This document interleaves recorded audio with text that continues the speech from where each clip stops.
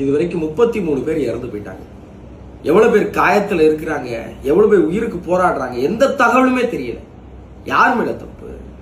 Government சரியான பாதுகாப்பு கொடுக்கலையா, அல்லது தமிழக வெற்றி கழகத்தில் இருக்க கட்சிக்காரங்க சரியா கவனமா இல்லையா, விஜய் அவர்கள் மேல தப்பா, இல்ல பார்க்க போன ரசிகர்கள் மேல தப்பா, அல்லது ஒரு பிரபல மோகத்தில் எல்லாரும் இறந்து போயிட்டாங்களா, யார் மேல தப்பு, என்ன நடந்துங்கிற கேள்வியெல்லாம் இப்ப தூக்கி ஓரமா வச்சுட்டு அடிப்பட்டவங்களுக்கு என்னாச்சு, உயிருக்கு போராடணும், என்ன தேவை, ரத்தம் தேவையா, ஆக்சிஜன் தேவையா, அதை பத்தி எல்லாரும் கொஞ்சம் பேசணும்னு நினைக்கிறேன். அமைச்சர்கள் போக ஆரம்பிச்சிட்டாங்க, முதலமைச்சர் அங்க போக போறாங்க, இது பத்தின சட்ட ஒழுங்கு இதெல்லாமே அவங்க பார்த்துக்குவாங்க. என்னாச்சுங்கிறத விட இந்த நேரத்துல எல்லாரும் என்ன ஆகணும்னு பாக்குறது ரொம்ப முக்கியம்னு நினைக்கிறேன். 33 பேர் செத்துட்டாங்க, இந்த குடும்பத்துக்கு என்ன பண்ண போறோம், அதெல்லாம் பெரிய சோகம்.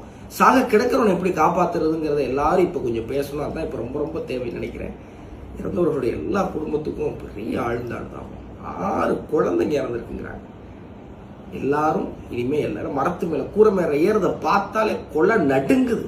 எல்லாரும் கொஞ்சம் பகுத்தறிவோட, எல்லாரும் கொஞ்சம் தெளிவா இந்த நேரத்தில் செய்ய வேண்டிய அவசியம் இருக்கு. இப்ப மற்ற அரசியல்லாம் விட்டுட்டு காப்பாத்துறதுக்கு என்ன பண்ணணுமோ, இப்ப என்ன தேவையோ அதை முன்னெடுக்கிறது முக்கியங்கிறது தான் நான் சொல்லணும்னு நினைக்கிறேன்.